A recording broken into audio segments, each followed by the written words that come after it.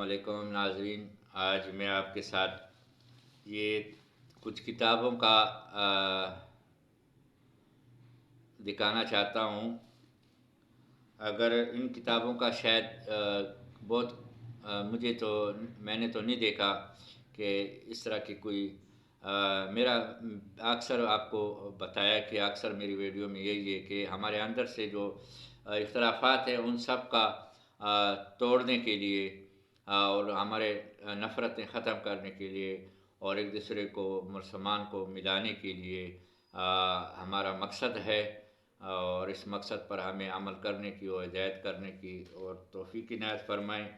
तो नाज़रीन, ये मैं 3 किताबें आपके सामने पेश कर रहा हूँ।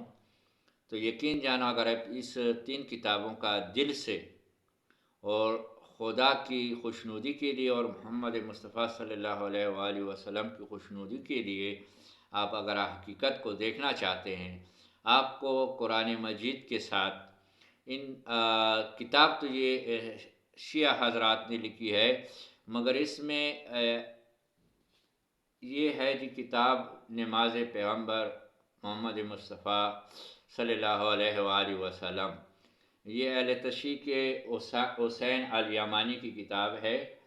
तो ये छोटी सी किताब है, आप देख सकते हैं, इतनी बड़ी किताब नहीं है, मगर अल्लाह ताला हमें इस पढ़ने की और इस पर अमल करने की और देखने की हकीकत समझने की कोशिश करेंगे। को ये आप मैं आपको दिखाता हूँ कि आप ये देख सकते हैं कि इसमें जितने भी ये हवालात, जितने भी ये मौजू है, जितने भी ये नमाज के बारे में, तो इसके साथ बाकायदा ये नीचे आप देख सकते हैं कि आप दिखाया गया है कि ये किस किताब से और लिखने वाला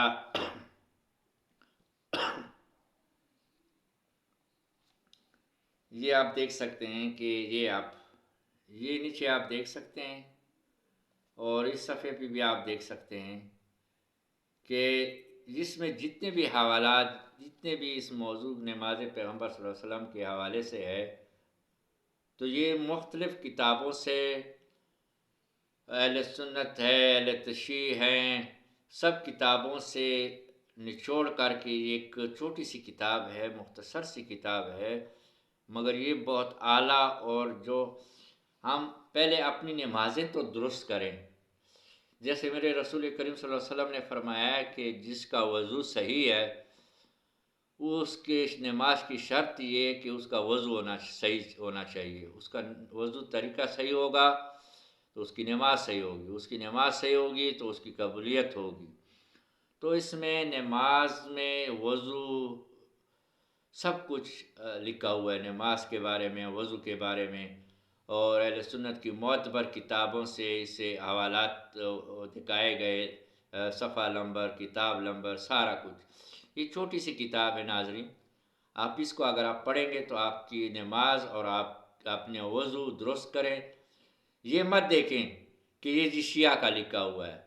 शिया का वो किताब पढ़ें कि जो आपको अपनी किताबों में से हवाले निकाल सके, जो इस तरह ज़बानी कलामी नहीं। ये वो हुसैन अल यमानी की इतनी मेहनत किताब है कि इतनी छोटी सी मुख्तसर सी किताब लिख कर और इसको आवाम के सामने पेश किया, और इसको कितनी मेहनत लगी और कितना उसने मेहनत किया होगा। इस मेहनत को ज़ाया ना करें, ये ना देखें ये शिया का है, ये सुन्नी है, जो भी है आप उसको देखें। ये कि इसके अंदर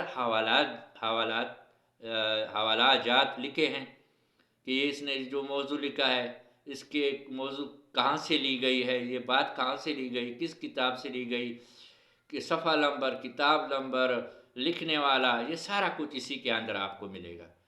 तो अपनी नमाज और अपना वज़ू दुरुस्त करें। और मुसलमान, मैंने जो अक्सर वीडियो में बताया कि मुसलमान सुन्नी शिया क्या, ये ग्रोह है। तो हम मुसलमान हैं, एक दूसरे के भाई भाई हैं। जो भी हकीकत देखना चाहें तो वो इस किताब का ज़रूर मुताला करें, पाएँ वो अहले सुन्नत हमारे भाई हैं या हमारे अहले तशय्युई भाई हैं, वो इस किताब का ज़रूर मुताला करें।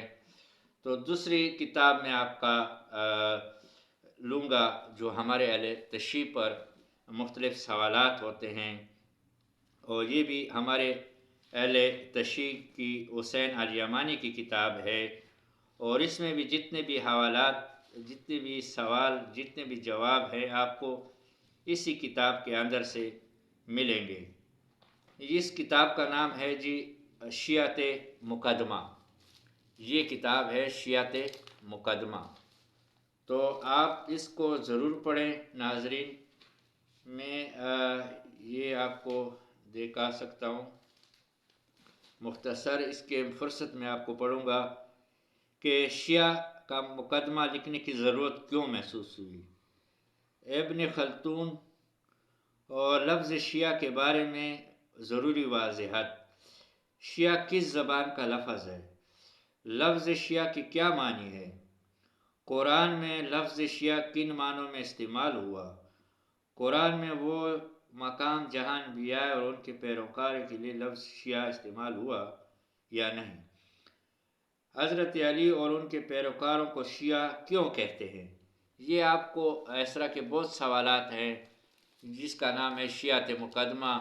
اور اس کی ناظرین مزے کی بات یہ میں بتاؤں کہ یہ حسین الیمانی کی جو محنت ہے، اب یہاں آپ دیکھ سکتے ہیں کہ یہاں بھی آپ نے دیکھا ہے اس آخر میں ادھر بھی اور ادھر بھی، یہ کس کتاب سے، کس لکھنے والا، صفحہ نمبر، کہاں سے یہ بات لی گئی، یہ موضوع کہاں سے بنایا گیا، یہ سارا آپ کو مل جائے گا۔ تو ایک یہ شیعت مقدمے کا حسین الیمانی کی کتاب، اسے استفادہ حاصل کریں۔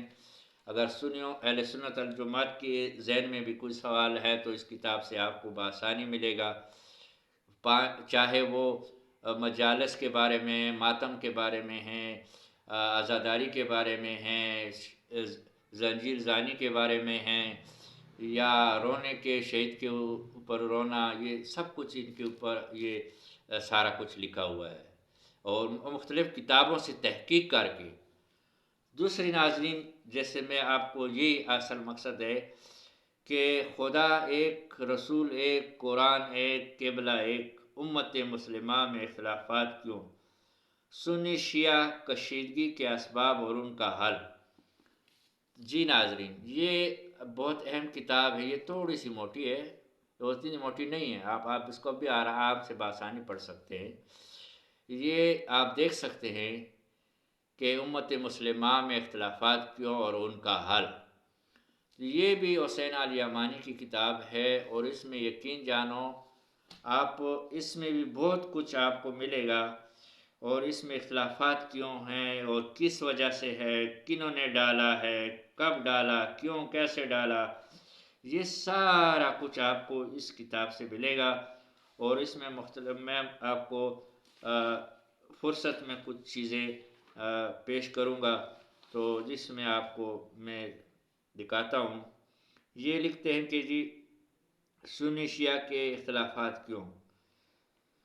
تو یہ ناظرین یہ لکھتے ہیں کہ شیعوں کے خلاف سادہ لوگ جوانوں کو مشتغل کر کے انہیں قتل و غارت پر ابھارنے والی چند جعلی من گڑت اور حدیثیں سنی شیعہ میں جو کشیدگی ہے ان کے کردار کے بارے میں یہ آپ دیکھ سکتے ہیں۔ تو یہ اصل میں یہ ان اختلافات کو ختم کرنا ہے اور بائی سے بائی کو ملانا ہے، اہل سنت اور شیعہ حضرات کو آپس میں ملانے کا مقصد ہے۔ تو یہ صرف 3 کتابیں آپ پڑھیں گے، بہت یقین جانو آپ کے سب اختلافات دور ہو سکتے ہیں۔ اور جیسے میں نے پہلے آپ کو بتایا تھا، نماز پیغمبر ہمارے اہل تشیع کی کتاب اور اہل سنت کے بہت معتبر کتاب ہے، بہت ہمارے اہل سنت بھائی نے بڑی محنت سے، وہ بھی اسی طرح چھوٹی سی کتاب ہے، اس کتاب کا نام ہے عبادت میں بدعت، یعنی وہ کون سی بدعتیں ہیں جو عبادت میں شامل کی گئی ہے، اس کتاب کا نام ہے عبادت میں بدعت، تو وہ خریدیں۔ اور یہ والی نماز پیغمبر یہ اہل تشیع کی ہے، وہ اہل سنت والجماعت کی ہے، عبادت میں بدعت، تو اس کو پڑھیں۔